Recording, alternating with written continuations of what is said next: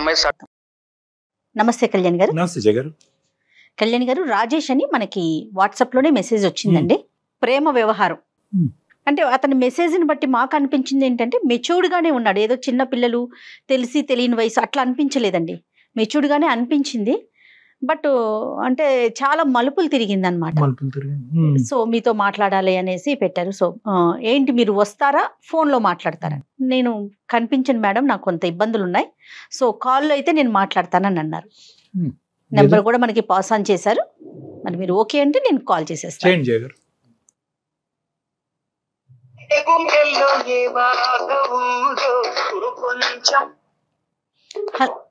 Hello, నమస్తే అండి, రాజేష్ గారా?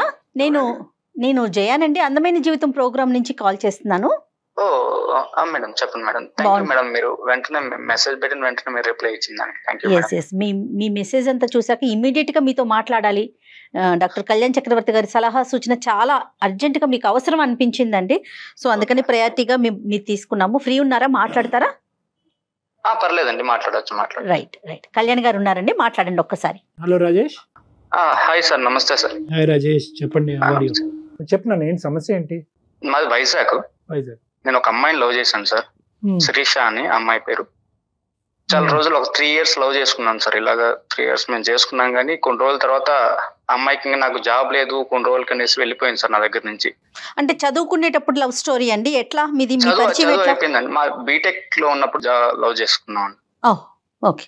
కొన్ని రోజుల తర్వాత ఇంకా నేను జాబ్ ట్రయల్స్ లోనే ఉన్నా అండి. బీటెక్ అయిన వెంటనే ఇంకా అమ్మాయి లవ్ చేస్తుంది కదా, అమ్మాయి ఎలాగైనా పెళ్లి చేసుకోవాలని చెప్పి నేను జాబ్ ట్రయల్స్ లో ఉన్నా అండి.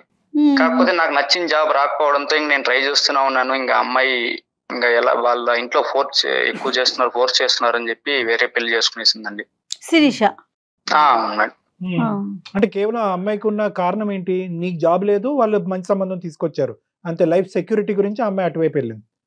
అవునండి, లైఫ్ సెక్యూరిటీ కోసం దానితో నేను ట్రై చేస్తుంటే కూడా నాకు నచ్చిన జాబ్ రావట్లేదండి. ఏదో చిన్న జాబులు చేయడానికి నాకు మంచి పర్సంటేజ్ తో నేను పాస్ అయ్యానండి. నాకు చిన్న జాబులు చేయడం ఇష్టం లేకుండా సరే వెయిట్ చేయి అని చెప్పానండి. కాదు, ఎవరి ఇంట్రెస్ట్ వాళ్ళది. కానీ ఇది ముందే మాట్లాడుకోలేదా మీరిద్దరు? అంటే ఇంత వ్యవధి ఉంది,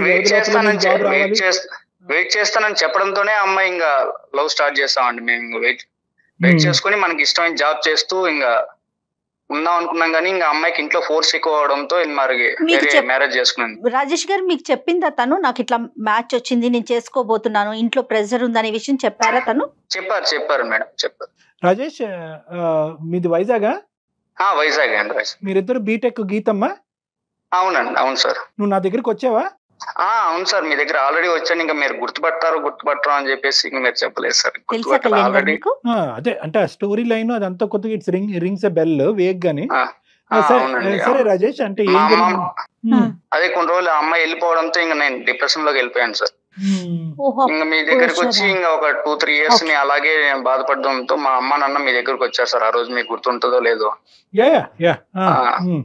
ఇంకా అక్కడే మీరు ఇచ్చిన సూచనల ప్రకారం నేను ఏదో చూసుకొని మెల్లగా డ్రింక్స్ సిగరెట్లు అవన్నీ మానేసి ఏదో జాబ్ చేస్తాను. ఇప్పుడు మన ఇద్దరు గురించి కాదు ఇది, నాకు తెలిసి చాలా వరకు ఈ స్టోరీ గుర్తొచ్చింది నాకు. కానీ అసలు ఏం జరిగింది అన్నది కూడా మన ప్రేక్షకుల గురించి, జయ మేడం గురించి కూడా చెప్పాలి. అంటే ఆ అమ్మాయిని మీరిద్దరు విడిపోతారు అనేటటువంటిది over a period of time జరిగిందా? సడన్ గా షాక్ కి గురయ్యావా? నీ పరిస్థితి ఏంటి? తర్వాత డ్రగ్స్ ఆల్కహాల్ లోకి ఎందుకు వెళ్ళావు? అవన్నీ కూడా చెప్పాలి నువ్వు ఒక్కసారి. సార్, సడన్ గా ఒక రోజు అమ్మాయి కలుద్దాం అని చెప్పి నాకు కాల్ చేసి రమ్మని చెప్పింది సార్. మేము రెగ్యులర్ గా కలిసే చోటుకి. అమ్మాయి సడన్ గా ఇలాగ వచ్చి నా కాలు పైన పడి ఇలాగ నాకు ఇంట్లో ప్రెషర్ ఎక్కువ అవుతుంది, నేను పెళ్లి చేసుకోవాలి ఇది మరి అని చెప్పి గట్టి కాలు పట్టుకునేసింది సార్.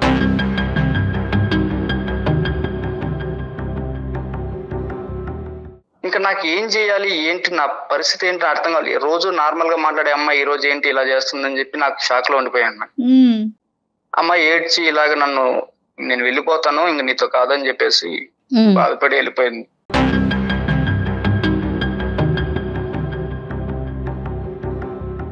రాజేష్, ఇదంతా జరిగి 4 years అయి ఉంటది కదా సుమారుగా? 4 years అయిపోయింది సార్. 4 years. అప్పుడు మీ పేరెంట్స్ నా దగ్గర తీసుకొచ్చారు కౌన్సిలింగ్ అని చెప్పి. అవును సార్. తర్వాత అప్పుడే నీ పరిస్థితి చాలా భయంకరంగా ఉంది. If I remember correctly almost ఒక 20-25 days పాటు కంటిన్యూస్ గా మనం కౌన్సిలింగ్ చేసాము. అవును సార్, అవును సార్. ఏంటంటే ఈ అమ్మాయి విషయం కౌన్సిలింగ్ చేశారా కళ్యాణ్ గారు? ఈ అబ్బాయి ఆల్మోస్ట్ సూసైడ్ వరకు వెళ్ళిపోయాడు మేడం. చనిపోవాలి అనేటటువంటి ప్రయత్నాలు చేశారు. కళ్ళెదురుగుంటా కష్టపడి చదివించినటువంటి ఈ అబ్బాయి ఇలా అయిపోతున్నాడు ఏంటి అనేటటువంటిది ఆ తల్లిదండ్రులకు ఒక భయంకరమైనటువంటి బాధలో ఆ అమ్మాయిని దిగమింగుకోవటానికి మర్చిపోవటానికి ఇతను డ్రగ్స్, ఆల్కహాల్, పగలనకనక రాత్రనక తాగుడు, ఇంకా రకరకాల వ్యవహారాలన్నీ కూడా నడిచి చచ్చిపోవలసినటువంటి మనిషి ఆ రోజు మనం చేసినటువంటి ఆ కౌన్సిలింగ్, ఆ ప్రయత్నం వల్ల మళ్ళీ జీవితాన్ని ప్రారంభించాడు. రాజేష్, అవునండి సార్ చెప్పిన వెంటనే నాకు మంచి కొన్ని రోజులు నేను జాబ్ చేసుకోవడం, ఒక 2-3 months లో జాబ్ రావడం, నాకు మంచిగా నేను యాడ్ ఏజెన్సీ పెట్టుకోవడం, సంతోషం. అలాగని ఇంట్లో వాళ్ళు కూడా బాగా. రాజేష్, అప్పుడు మనం మాట్లాడుకున్నప్పుడు ఇఫ్ ఐ రిమెంబర్ కరెక్ట్లీ, ఆ అమ్మాయిని ఎక్కడా కూడా నువ్వు క్రూరంగా చూపెట్టలే. 3 years పాటు నడిచినటువంటి నీ ప్రయాణంలో ఆ అమ్మాయి మంచిది కాదనో, మోసం చేసిందనో ఇలాంటి మాటలు ఏమీ రాలేదు. ఎందుకంటావు? ఎందుకు అంటే అది మరి మా భాషలో అది మోసమే. ఇంకా అంత డీప్ గా అమ్మాయి ఎక్కడా గానీ నన్ను మోసం చేస్తుందని నాకు ఎప్పుడు అనిపించలేదు సార్. ఇంకా అమ్మాయి తప్పని పరిస్థితుల్లో అలా చేసింది అని చెప్పి నేను ఇంకా సరే, నువ్వు తర్వాత బయటపడ్డావు, ఆ బాధలోంచి బయటకు వచ్చావు, సెటిల్ అయ్యాను అంటున్నావు. ప్రస్తుతం ఏం చేస్తున్నావు రాజేష్? ప్రస్తుతం నేను వైజాగ్ లోనే యాడ్ ఏజెన్సీ ఒకటి పెట్టుకున్నాను సార్, కన్సల్టెన్సీ. వావ్, ఓకే, నీ సొంత బిజినెస్.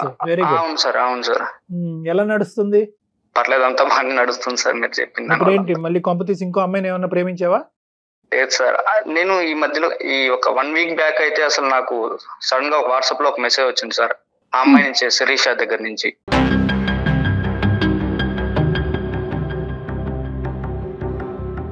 మళ్ళీ శిరీష దగ్గర నుంచా? అవును సార్. ఏది ఇప్పుడు 4 years తర్వాత, 3 years తర్వాత? 4 years తర్వాత సార్. నువ్వు పెళ్లి చేసుకోలేదు ఇంకా? లేదు సార్, ఇంకా లవ్ ఒకసారి బ్రేకప్ అయిన తర్వాత మళ్ళీ ఏ అమ్మాయి దగ్గర నేను ఇంకా కెరీర్ వైపు వెళ్ళిపోయాను సార్. మా ఇంట్లో వాళ్ళ దగ్గర ఇంకా బాధపడుతుంటే చూడలేక ఇంకా కెరీర్ వైపు వెళ్ళిపోయాను.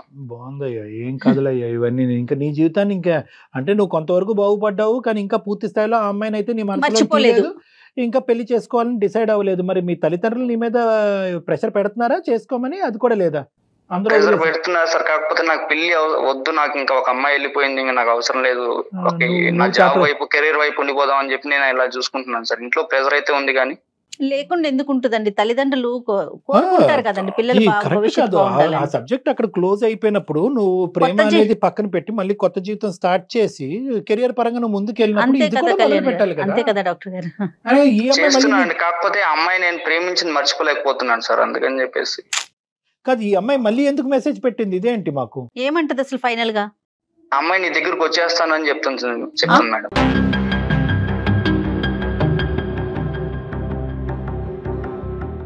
ఏమనుకుంటుంది ఆ అమ్మాయి? ఇప్పుడు మమ్మల్ని ఏం చేయమంటావు? నాకేమో అమ్మాయి వస్తే నాకు పెళ్లి చేసుకుందాం సార్, కాకపోతే నాకు ఏంటి వాళ్ళ పరిస్థితి ఏంటి, నా పరిస్థితి, మా ఇంట్లో వాళ్ళు అయితే అసలు చచ్చిపోతావు, నువ్వు అమ్మాయిని అసలు ఇన్ని రోజులు అమ్మాయి దగ్గర నుంచి బయటపడ్డావు, ఇప్పుడు మళ్ళీ వెళ్తున్నావు అమ్మాయి దగ్గరికి అని చెప్పి, నువ్వు కానీ అమ్మాయితో మాట్లాడితేనే మేము సూసైడ్ చేసుకుంటాము, నువ్వు అసలు వెళ్ళొద్దు, ఎందుకు నువ్వు ఇన్ని రోజుల నుంచి గండం గట్టెక్కింది అనుకుంటే మళ్ళీ అమ్మాయి వచ్చిందా, ఎందుకు అమ్మాయి అసలు మాట్లాడొద్దు అని చెప్తున్నారు సార్. మీ పేరెంట్స్ వద్దంటున్నారు, నువ్వు నీ మనసు ఏం చెప్తోంది? నా మనసు అమ్మాయి వస్తే పర్వాలేదు, నేను ఎలాగో మేనేజ్ చేసుకుందాం, ఇంట్లో వాళ్ళతో మాట్లాడి నేను ఎలాగో సర్ది చెప్పుకుందాం అని చెప్పి నేను అనుకుంటున్నాను సార్. తనకి పిల్లలు ఉన్నారంటనా? ఒక అమ్మాయి ఉందండి. అమ్మాయి ఉంది, ఒక పాప. మరి కాదు, ఇప్పుడు పాప పుట్టింది అంటే ఏమంటది అమ్మాయి? అక్కడ విడాకులు తీసుకుని నీ దగ్గరకు వస్తానంటుందా, మనం పెళ్లి చేసుకుందాం అంటుందా, ఏమంటుంది? పెళ్లి చేసుకుందాం అని అంటుంది సార్. ఆ అమ్మాయి ఇంకా వాళ్ళ ఇంట్లో వాళ్ళు పెట్టే ప్రెజర్ కు నా వల్ల కావడం లేదు, నిన్ను వదిలేసి వచ్చిందానికి ఇలా జరుగుతుంది. అన్ని ప్రతి అడుగు తప్పే. ఇది ఇప్పుడు వెనక ముందు చూసుకోకుండా ప్రేమించడం తప్పు, తల్లిదండ్రుల యొక్క ఆశయాలు ఆలోచించకుండా తప్పు, ప్రేమించుకోవటం తప్పు, వెనక ముందు చూసుకోకుండా అక్కడ ఏదో గొప్ప సంబంధం వచ్చింది, తల్లిదండ్రులు ఏదో అయిపోతారన్న ఉద్దేశంతో నిన్ను నడిబజార్లో వదిలేసి ఆమె పెళ్లి చేసుకోవటం తప్పు. ఈరోజు అక్కడ హింస భరించలేక మళ్ళీ నీ దగ్గరకు వచ్చి మళ్ళీ నువ్వే నాకు కావాలి అంటాం తప్పు. దానికి మించిన పెద్ద తప్పు ఏంటంటే, నువ్వు ఇంత కష్టపడి ఇందులోంచి బయటపడిన తర్వాత మళ్ళీ అదే బురదగుంటలోకి, సారీ ఇలా అంటున్నానని ఏం అనుకోవద్దు, మళ్ళీ అందులోకి దిగి మళ్ళీ ఇదే పరిస్థితి కొని తెచ్చుకోవటం అన్నిటికంటే పెద్ద తప్పు. ఇంకేం చేస్తాను సార్, అమ్మాయి బాధపడుతుంది, ఇంకా నాకు అమ్మాయి బాధపడుతుంటే అసలు చూడలేకపోతున్నాను సార్. అసలు 1 week నుంచి కాల్ చేసి ఇంకా రోజు ఏడుస్తుంది సార్. మీ అమ్మ నాన్న బాధపడితే చూడగలుగుతున్నావా? ఇంకా మా అమ్మ నాన్న ఎలాగో ఒకసారి మేనేజ్ చేసి ఏదో చేద్దామని నేను అనుకుంటున్నాను సార్. మేనేజ్ అమ్మాయిని చేయలేరా? ఎట్లా కొట్లా కాంప్రమైజ్ చేసి నీ కాపురం నువ్వు చేసుకోమ్మా, పెళ్లి అయిపోయింది కదా, అట్లా ఆ టైప్ లో ఏమన్నా ప్రాబ్లం ఏంటంటండి? చెప్తుందండి, నేను వెళ్ళిపోయాను, అప్పుడు నా తప్పు తెలుసుకున్నాను, ఇప్పుడు వస్తున్నాను, మళ్ళీ తిరిగి వస్తాను, నువ్వు యాక్సెప్ట్ చెయ్యి అని చెప్పి. నువ్వు ఏదో నువ్వో గొయ్యో చూసుకుని చచ్చిపోయి ఉంటే కనుక ఎవరి దగ్గరికి వెళ్ళి ఉండేది ఈ అమ్మాయి? ఈ రోజు నువ్వు చచ్చిపోయేవాడు అప్పుడు. తల్లిదండ్రుల పరిస్థితి ఏంటి? 3 నుంచి 4 అటెంప్ట్లు చేసావు చచ్చిపోవటానికి. నువ్వు మీ తల్లిదండ్రులు తల నెత్తి నోరు బాదుకుని నిన్ను బలవంతంగా చేతులు కాళ్ళు కట్టేసి నా దగ్గర తీసుకొచ్చి కూర్చోపెట్టి కౌన్సిలింగ్ చేస్తే నువ్వు బట్టకట్టి ఈ రోజు బయటపడ్డావు. నీ జీవితంలో నువ్వు సెటిల్ అయ్యో. మళ్ళీ దెయ్యంలా దాపరిస్తే ఈ అమ్మాయి మళ్ళీ నీ జీవితంలో ఎలా? ఇప్పుడు నువ్వు ఎలాగో ఒకసారి మేనేజ్ చేసుకో ఉండు, నువ్వు పర్లేదు అని చెప్పి నిన్ను మర్చిపోయి ఉండిపోతాను, నాకేం ఇబ్బంది లేదు, నువ్వు ఉండంటుంటే కూడా బాధపడుతూ రోజు కాల్ చేసి ఇబ్బంది. నాకు ఇంకా బాధగా ఉంది సార్ అమ్మాయి చూస్తుంటే. ఇంకా ఆప్షన్ ఉందనుకుంటుందేమో తను. ఇప్పుడు ఆ అమ్మాయి రెడీగా ఉంది నీ దగ్గర రావడానికి, మళ్ళీ నీతో ప్రయాణం కొనసాగడానికి. తన తప్పు తను తెలుసుకుంది. ఆ అమ్మాయి కథ అయితే మనకు క్లియర్ కట్ గా అర్థమైంది. ఆ అమ్మాయి దొంగ బుద్ధితో వస్తుందా మంచి ఆలోచనతో వస్తుందా అది పక్కన పెడదాము. నువ్వేమనుకుంటున్నావు? నీ పరిస్థితి ఏంటి? ఆ అమ్మాయి ఆ రోజు కాల్ చేసిన వెంటనే ఎలా అయినా పర్లేదు, అమ్మాయి పెళ్లి అయిందా, పిల్లలు పుట్టారు, అవన్నీ నాకు అనవసరం సార్. అమ్మాయి నేను అంతలాగా ప్రేమించాను సార్. అంతలాగా ప్రేమించబట్టే సార్ ఆ రోజు నేను ఆ డ్రగ్స్ లోకి గానీ మందులోకి గానీ బానిస అయిపోయింది. అవును, ఇప్పుడు అసలు వాస్తవానికి నీకు కోపం రావాలి. ఆ అమ్మాయి నిన్ను ఆ పరిస్థితిలోకి తీసుకెళ్ళిందని. మరి నీకు కోపం వస్తుందా, ప్రేమ పుట్టుకొస్తుందా? అదంతా నాకు వద్దు సార్. అమ్మాయి నాకు కావాలంతే సార్. అమ్మాయి నేను గాఢంగా ప్రేమించాను సార్. అమ్మాయి ఎలాగున్నా పర్లేదు సార్. అమ్మాయి ఎలా ఉన్నా పర్వాలేదు, ఎలాగున్నా పర్లేదు. అమ్మాయి అక్కడ బాధపడుతుంటే నేను అసలు చూడలేకపోతున్నాను సార్. రోజు ఫోన్ చేసి బాధపడుతుంటే. పేరెంట్స్ ని ఒప్పించుకోగలరా డాక్టర్ గారు? మీరు చూసారు కదా పేరెంట్స్ ని, వాళ్ళ మనస్తత్వం ఎలా అనిపించింది మీకు? పేరెంట్స్ ని ఒప్పించేస్తారు మేడం. ఎందుకంటే ఇతను ఒకే ఒక కొడుకు, పంచ ప్రాణాలు కొడుకు అంటే ఆ అబ్బాయి అంటే ఆ పేరెంట్స్ అతి పెద్ద సమస్య కాదు. ఈ రోజు ఈ అబ్బాయి ఎంత కష్టం మీద ఈ రోజు బయటపడ్డాడు. ఈ రోజు మళ్ళీ 4 సంవత్సరాల తర్వాత చచ్చిపోవాల్సిన మనిషి ఈ రోజు బ్రతికి బయట ఉండి మళ్ళీ అదే అందులోకే వెళ్తాను, ఆ అమ్మాయితో పాటే ఉంటాను అనేటటువంటిది. అసలు ఆ అమ్మాయి చెప్పే కథ అంతా నిజమని ఎలా అనుకుంటాం రాజేష్ మనం? ఆ అమ్మాయి నిజంగా అక్కడ నరకేతన అనిపిస్తుందో లేదో, ఈ అమ్మాయిదే ఏమైనా తప్పు ఉందేమో ఇలా అంటున్నాను అనేది ఏం కాదు. కానీ లేదు సార్, అమ్మాయి కరెక్ట్ గానే ఉంది సార్. అమ్మాయిని బాధపడుతుందని చెప్పి నాకు చాలా సార్లు చెప్తూనే ఉంది సార్. అమ్మాయి బాధపడుతుంటే నేను అసలు చూడలేకపోతున్నాను అసలు. సరే ఇప్పుడు ఏం చేద్దాం అంటావు? మాకెందుకు చేస్తావు? మళ్ళీ నీకు వార్నింగ్ ఇస్తున్నాను రాజేష్. నువ్వు మళ్ళీ తెలిసి మళ్ళీ ఇందులో దిగి మళ్ళీ డిప్రెషన్కో పిచ్చోడ్లోగా అయ్యి మళ్ళీ తాగుడుకో డ్రగ్స్కో బానిస అయితే కనుక నేను కాదు కదా ప్రపంచంలో ఏ సైకియాట్రిస్ట్ నేను బయట వేయలేడు. ఇది నీకు లాస్ట్ అండ్ ఫైనల్ అవకాశం. బాగా ఆలోచించే మాకు చేసావని మేము అనుకుంటున్నాం సార్. ఆలోచించి ఒక్కసారి నేను కాన్ఫరెన్స్ పెడతాను, ఒక్కసారి మాట్లాడండి సార్. ఎలాగైనా మమ్మల్ని కలపండి సార్. కలిసే కాన్సెప్ట్ లోనే ఉన్నాడు రాజేష్. ఎక్కడుంది ఆ అమ్మాయి ప్రస్తుతం? అమ్మాయి వాళ్ళు చెన్నైలోనే ఉంది సార్. వాళ్ళ ఇంట్లోనే ఉంది. చెన్నైలో ఉంటారు వాళ్ళు. సరే కలపండి. ఆ అమ్మాయి పేరు శిరీష సార్. ఓకే కలపండి, ట్రై చేద్దాం అసలు ఏమనుకుంటుందో. చాలా డేంజర్ అమ్మా ఇది. ఏంటంటే అసలు ఒక మనిషి స్వచ్ఛంగా చాలా నీతివంతుల్లాగా ప్రేమించినటువంటి ఒక వ్యక్తి ఆ ప్రేమ విరిగిన తర్వాత అందులో బయటపడటం అనేది చాలా కష్టం. ఆ హెవీనెస్ ఉంటుంది చూడండి, అది ప్రపంచంలో అన్నిటికంటే పెద్ద డిప్రెషన్ అని నేను అనుకుంటున్నాను. దాన్ని గ్రీఫ్ అంటారు. అంటే ఒక మనిషి చనిపోతే ఎంత బాధ ఉంటుందో అంత బాధ ఉంటుంది. హలో కన్నా. హలో కన్నా, చాలా సేపటి నుంచి నీ కాల్ కోసమే వెయిట్ చేస్తున్నా. ఇంత టెన్షన్ పడినాను తెలుసా, కాల్ చేస్తావా లేదో అని. శిరీష, నేను అందమైన జీవితం అనే ప్రోగ్రామ్ కళ్యాణ్ చక్రవర్తి గారు మాట్లాడుతున్నారు, కాన్ఫరెన్స్ లో ఉన్నారు. ఒకసారి మాట్లాడతారండి. ఓకే కన్నా. అమ్మ కన్నాను ముద్దుగా పిలుచుకుంటావా మీ రాజేష్ ని? అవును సార్, కన్నా అంటే. అతను కలవని 4 సంవత్సరాలు కూడా మీ ఇంట్లో కన్నా అనే స్మరిస్తున్నావా? ఓకేనమ్మా సార్. తన గురించి అయితే ఆలోచిస్తూనే ఉన్నా సార్. 4 years ఎంత కష్టం పడుతున్నాను నాకే తెలుసు సార్. అది కాదమ్మా, నేను ఒకే ఒక పాయింట్ నిన్ను అడుగుతున్నాను శిరీష. ఈ అబ్బాయి చాలా అంటే చాలా భయంకరమైనటువంటి మానసిక పరిస్థితుల నుంచి మేము కింద మీద పడి ఈ అబ్బాయికి మళ్ళీ ఇంకో పునర్జన్మ ఇచ్చినటువంటి వాళ్ళం అయ్యాము. వాళ్ళ తల్లిదండ్రులకి చాలా నేరోగా ఒక భయంకరమైనటువంటి పరిస్థితిలో మిస్ అయ్యి ఈరోజు మళ్ళీ ఆ కొడుకు స్థిరపడ్డాడు, హ్యాపీగా ఉన్నాడు అనేటటువంటి ఒక ఆనందంలో ఉన్నారు వాళ్ళు ఈ 4 years బట్టి. ఏం జరిగింది, ఎలా జరిగింది అనేది అంతా నీకు తెలుసు. నీకు తెలియనటువంటి కథ ఏమీ కాదు కదమ్మా శిరీష? మరి నువ్వు కాదు వద్దు అని అనుకున్నటువంటి వ్యక్తిని ఈ రోజు మళ్ళీ కావాలని ఎందుకు అనుకుంటున్నారు? సార్ నేను చేసింది నిజంగా తప్పే సార్. కానీ నేను తనకి చెప్తూనే ఉన్నా జాబ్ తెచ్చుకో, మ్యారేజ్ చేసుకుందామని. కానీ మ్యారేజ్ టైంకి ఇంకా తనకి ఎంత చెప్పినా కూడా వినలేదు సార్. ఏ అమ్మాయినా సెటిల్ అయిన అబ్బాయినే కదా సార్ కావాలనుకునేది. అలానే నేను కూడా ఒక ప్రాక్టికల్ అమ్మాయి లాగానే ఆలోచించిన. సెటిల్ అయిన అబ్బాయిని చేసుకొని ఇంట్లో కూడా ఫోర్స్ వస్తుండింది సార్. మరి మీరు వెయిట్ చేయాల్సింది కదా, మీకు అంత ఇష్టం అంత ప్రేమ ఉన్నప్పుడు. మేడం నేను 3 years నుంచి మేడం నేను తనకి ఎంతగా చెప్తున్నాను, తను కూడా మీ ఇప్పుడు పరిచయం అన్నాడు కదా 4 మేడం, years లైన్లో అడగండి. కాదమ్మా, మీ పరిచయం 4 years. 1 సంవత్సరం తర్వాత నువ్వు వెంటనే నువ్వు జాబ్ అని స్టార్ట్ చేసావు, అతనికి జాబ్ రాలా, నువ్వు పెళ్లి చేసుకున్నావు, వెళ్ళిపోయావు. మేడం నేను చేసింది తప్పే మేడం, ఇంట్లో టార్చర్ చంపలేదు మేడం. లాస్ట్ అండ్ ఫైనల్ లో ఉంటుంది తను తప్ప ఇంకెవరు లేరు మేడం నాకు. కదమ్మా, అసలు నీ ప్రాబ్లం ఏంటమ్మా? అక్కడ ఏంటి మీకు ఏమి problem? ఎందుకు వచ్చావు మళ్ళీ ఇతని జీవితంలోకి? ఇందాక నా క్వశ్చన్ కి ఆన్సర్ చెప్పండి. Why did you come back? ఎందుకు మళ్ళీ కావాలనుకుంటున్నావు కన్నాని? సార్ నేను మ్యారేజ్ అయిన ఫస్ట్ రోజే మా హస్బెండ్ అడిగారు సార్, నీకేమైనా లవ్ అఫైర్స్ ఉన్నాయా అలా ఇలా అని అడిగారు.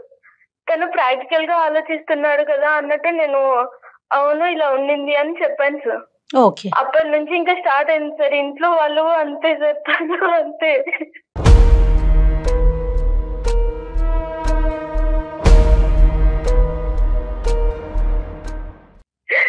తను ఇట్లా బాడీ మీద చేయాల్సిన ప్రతిసారి అంటూనే ఉన్నాడు, వాడు కూడా ఇలానే టచ్ చేసినాడు నిన్ను అని. ఎంత మానసికంగా మెంటల్ గా చాలా టార్చర్ చేశారు.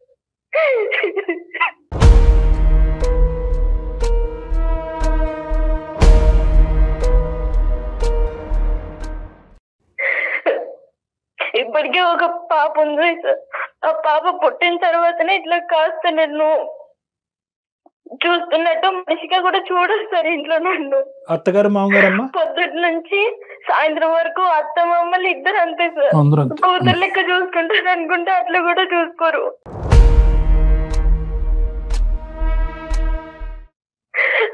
మళ్ళీ సాయంత్రం మా ఆయన రాగానే తనకు కూడా లేనిపోనేవన్నీ చెప్పి నన్ను ఇంకా తిట్టేయడం కొట్టడం ఇదంతా ఇప్పటికీ జరుగుతుంది సార్. అంటే ఈ చిత్రహింస అంతా మాటల్లో అమ్మా, లేదంటే చేతలు కూడా ఉన్నాయా? చేతులు కూడా ఉన్నాయి సార్. ఒకసారి రాటు తీసుకుని మరి కొట్టినారు సార్.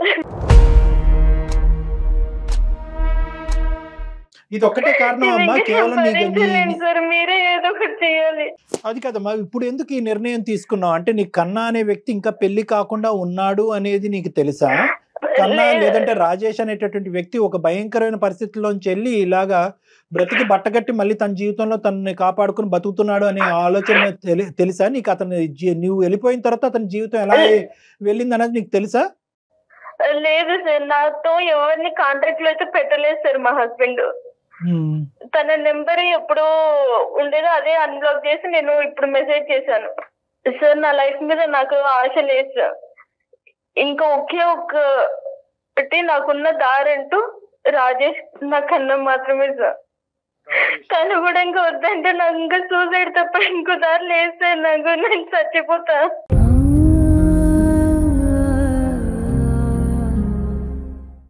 కన్నా ఉంటేనే నా జీవితం, కన్నా లేకపోతే నేను సూసైడ్ చేసుకుంటానంటే కనుక నీ గురించే కన్నా 4 సంవత్సరాల క్రితం సూసైడ్ చేసుకుందాం అనుకున్నా.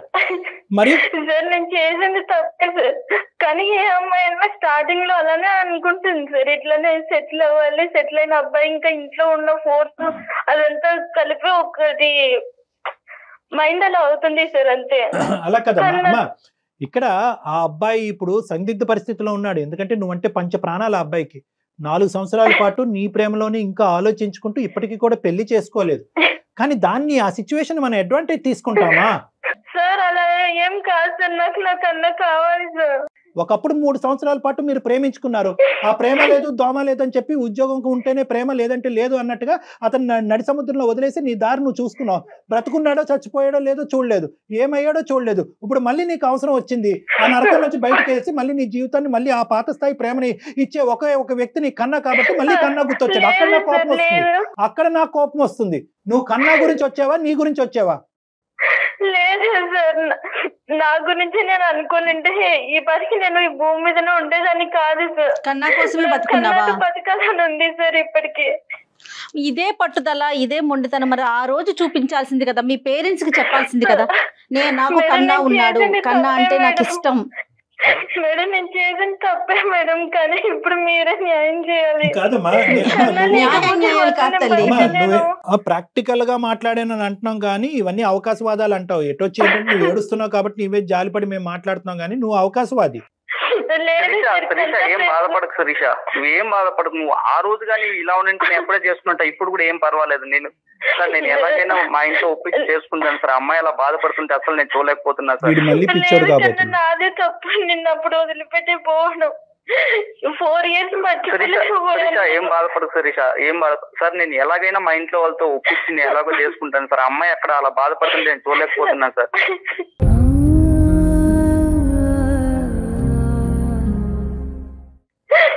కాదు శిరీష, ఏడో అమ్మా శిరీష, నేను ఒక 2 నిమిషాలు మాట్లాడచ్చా? చెప్పండి సార్. మీ ప్రేమకి ఏమి నేను వ్యతిరేకను కాదు, ఓకే, మీ భవిష్యత్తులకి నేను వ్యతిరేకను కాదు. నాకు కన్నా యొక్క భవిష్యత్తు కూడా ఇంపార్టెంట్. ఎందుకంటే కనుక అతను ఈ రోజు బ్రతికి బయటపడ్డాడు. 1-10 సార్లు చెప్తున్నాను. ఎందుకంటే అతను గెడ్డాలు పెంచుకుని పిచ్చోడు లెక్క ఉంటూ తాగుడుకు బానిసయ్యి ఈడ్చుకుని 2 కాళ్ళు 2 చేతులు కట్టేసి వాళ్ళ తల్లిదండ్రులు నా దగ్గర తీసుకొచ్చారమ్మా. ఆ సన్నివేశం నువ్వు ఒక్కసారి చూస్తే కనుక నీకు అర్థం అవుతుంది. నీ తప్పైపోయింది అని చెప్పి మీరు అందరూ చాలా సింపుల్ గా మాట్లాడేస్తారు. అవసరానికి ఏది పట్టుకోవాలో మీరు అది పట్టుకుంటారు, మీకు బాగానే అలవాటు. నేను ఈ రోజు లేదు, అప్పుడు ఫ్యామిలీ గురించి నేను తనని దూరం పెట్టాల్సి వచ్చింది, కానీ తనంటే ఇష్టం లేక కాదు సార్. అమ్మ, ప్రేమించినప్పుడు ఎవరో ఒకరిని దూరం పెట్టాలి.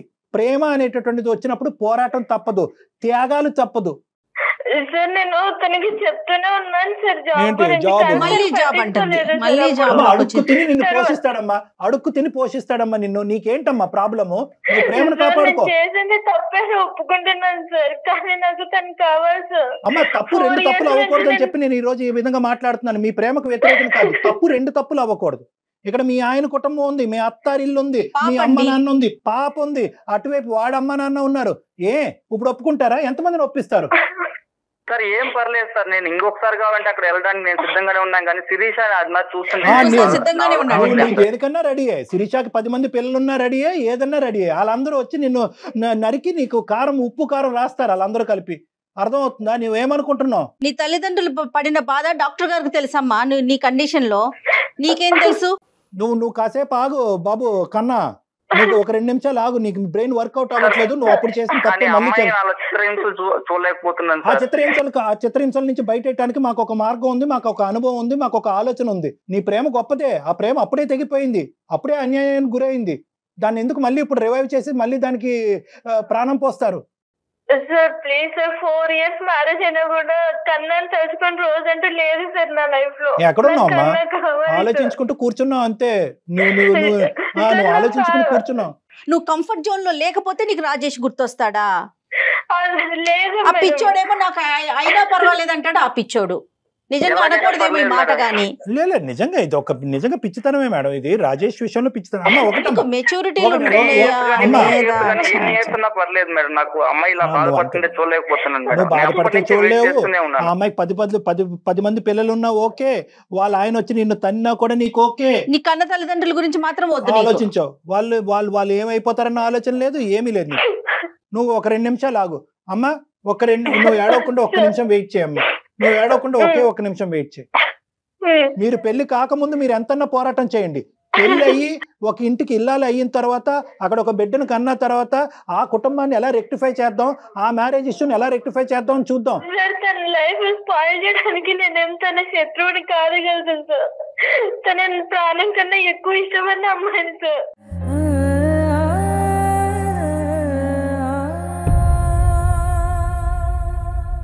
ఇక్కడ రాజేష్ మీద నీకు ఎంత ప్రేమ ఉంది అనేది మాకు అర్థం అవుతుంది.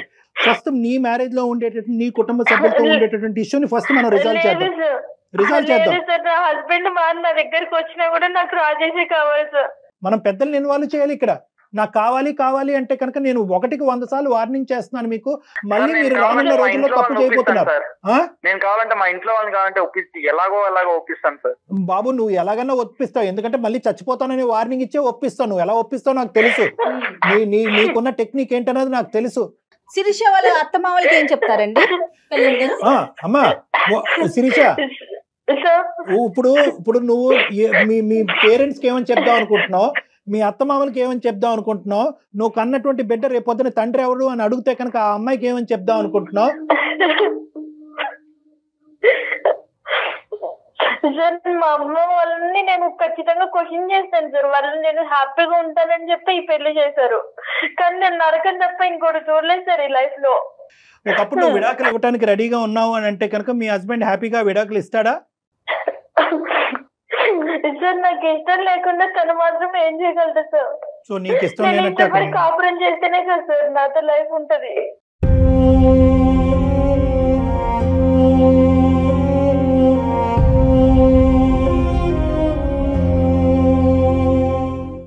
సరే అమ్మ, ఇప్పుడు ఏం చేద్దాం అంటావు? ఏ విధంగా దీన్ని ముందుకు తీసుకెళ్ళాలి అనేది నీ ఉద్దేశం?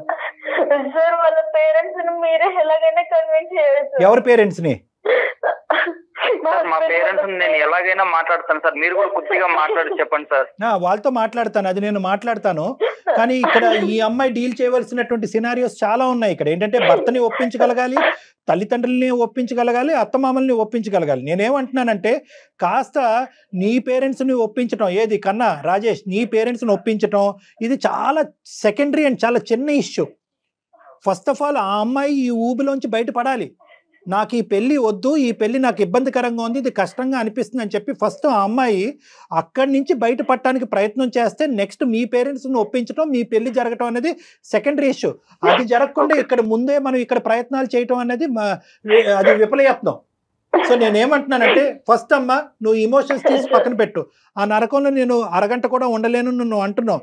నీ బిడ్డను తీసుకుని నువ్వు ఎలా బయటకు రావాలి అని అనుకుంటున్నావు లీగల్గా, పెద్దల సమక్షంలో, పెద్దల ఒప్పందంతో, కుటుంబ సభ్యుల యొక్క సపోర్ట్తో నువ్వు ఎలా బయటపడాలనుకుంటున్నావు ఫస్ట్ అందులోంచి బయటపడు. అప్పుడు మనం రాజేష్ పేరెంట్స్తో కూర్చుని ఈ అమ్మాయి ఇన్ని అడుగులు అప్పుడు చేసినటువంటి తప్పు తను తెలుసుకుంది, తన భవిష్యత్తు మళ్ళీ నిలబెట్టుకోవాలి, కన్నా జీవితాన్ని కూడా నిలబెట్టుకోవాలని చెప్పి మళ్ళీ ఇంకొక ప్రయాణం కొనసాగించాలని అనుకుంటుంది. ఆ అమ్మాయి ప్రయత్నం మీద నాకు నమ్మకం వచ్చిందనే ఆధారం చూపెట్టడానికి నాకు ఉంటుంది. దాన్ని బట్టి నేను వాళ్ళ పేరెంట్స్తో మాట్లాడి వాళ్ళని కన్విన్స్ చేసి మీరిద్దరు ముందుకెళ్లే విధంగా నేను ప్రయత్నం చేస్తాను. కానీ దానికంటే స్టెప్ 1 నువ్వు తీసుకోవాలి, చాలా ఇంపార్టెంట్. ఓకే రాజేష్, ఫైనల్ గా నీకు చెప్పేది ఏంటంటే కోర్టుకు సంబంధించినటువంటి వ్యవహారం కాబట్టి నువ్వు ఓపికగా ఓర్పుగా ఉండాలి. తొందరపాటు పనులు మళ్ళీ ఏమీ చేయకూడదు, నెంబర్ 1. నెంబర్ 2, అంతా కలిసి వచ్చి మీరిద్దరు రేపొద్దున లీగల్గా, ఎథికల్గా, మోరల్గా, కుటుంబ సమేతంగా మీరు ఏకం అవుతే కనుక ఆ బిడ్డ కూడా నీ బిడ్డే అన్నట్టుగా చాలా ఓపికగా, ఓర్పుతో, సహనంతో ఉండాలి.